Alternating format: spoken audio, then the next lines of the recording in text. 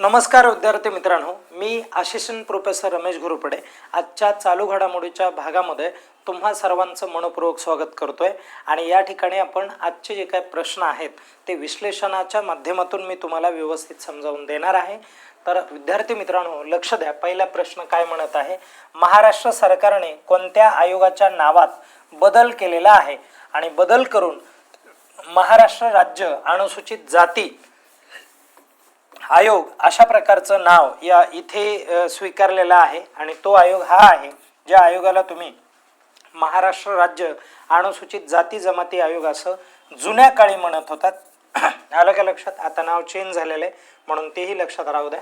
आता बघा, महाराष्ट्र राज्य अनुसूचित जाती जमाती आयोगाची स्थापना मूळतः कोणत्या वर्षी झाली अशा प्रकारचा प्रश्न विचारला जाऊ शकतो।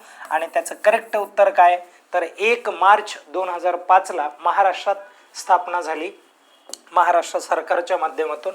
कोणत्या तारखेला झालेल्या मंत्रिमंडळाच्या बैठकीत या आयोगाला स्वतंत्र वैधानिक जो काय दर्जा आहे हा दर्जा दिलेला आहे, तर तो प्रामुख्याने 10 जून 2025 ही तारीख आहे। ही तारीख थोडीशी लक्षात राहू द्या, महत्त्वाची तारीख असणार आहे।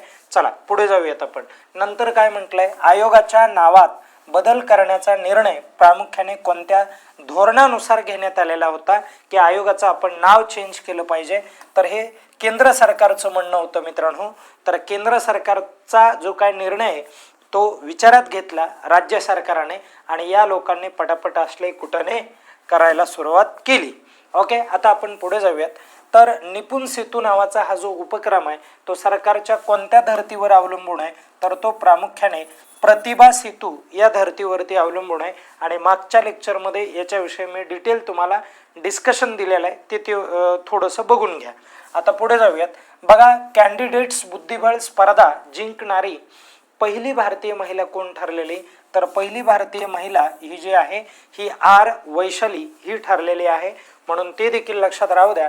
या ठिकाणी दिलेलं आहे इमेज त्यांची। ओके, इमेज पण बघून घ्या। आपण थोडंसं पुढे जाऊयात। बघा, आर वैशालीने शेवटच्या आणि निर्णायक फेरीमध्ये कुणाचा पराभव केला अशा प्रकारचा पण प्रश्न बऱ्याचदा विचारला जातो। ओके, लक्षात ठेवा। आणि तिने पराभव केला होता बघा, कॅटरीना लायनो हिचा पराभव केला होता। ओके, कॅटरीना लायनो ही कोणत्या देशाची खेळाडू आहे तेवढं मला एकदा कमेंट करून सांगा तुम्ही। आपण पुढे जाऊयात, नंतरचा मुद्दा समजून घेऊयात। बघा, इथे काय म्हटलंय, भारतीय महिला क्रिकेटपटू स्मृती मंधाना अलीकडे कोणत्या ब्रँडची ब्रँड अँबॅसेडर बनली आहे, तर तो जो ब्रँड आहे तो ब्रँड आहे 18 हा ब्रँड आहे। ओके, विराट कोहलीचा तो ब्रँड आहे।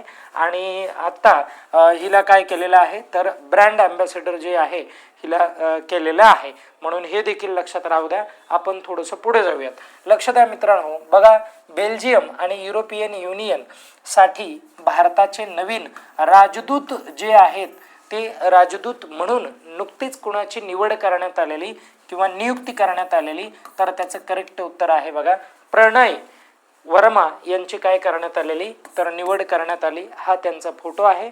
ओके, इमेज आहे। एक लास्ट प्रश्न बघून घ्या।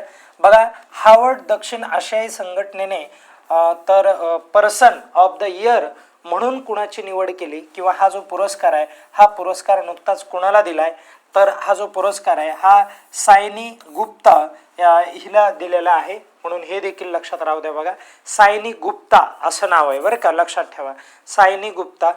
ते ऑप्शनमध्ये नाव जरा व्यवस्थित म्हणजे करेक्शन करून घ्या। बघा, Harvard south Asian person of the year 2026 हा जो पुरस्कार आहे हा पुरस्कार प्रामुख्याने या अभिनेत्रीला मिळाला आहे। आणि जी अभिनेत्री साऊथ इंडस्ट्रीमध्ये मोठ्या प्रमाणात आणि चांगलं जे काही काम आहे ती काम करताना आपल्याला दिसून आलेली आहे, हे पण लक्षात राहू द्या। ओके, हा एक प्रकार या ठिकाणी महत्त्वाचा आहे। आता आपण थोडंसं पुढे जाऊयात। लक्षात घ्या, तर बघा 10 प्रश्न आपले झालेत। आपण या ठिकाणी थांबू, नेक्स्ट लेक्चरमध्ये बाकीचे क्वेश्चन मी कव्हर करून देईल। ओके, या ठिकाणी थांबूयात। काय अडचण आली तर आवर्जून मला तुम्ही सांगत जा। ओके, धन्यवाद।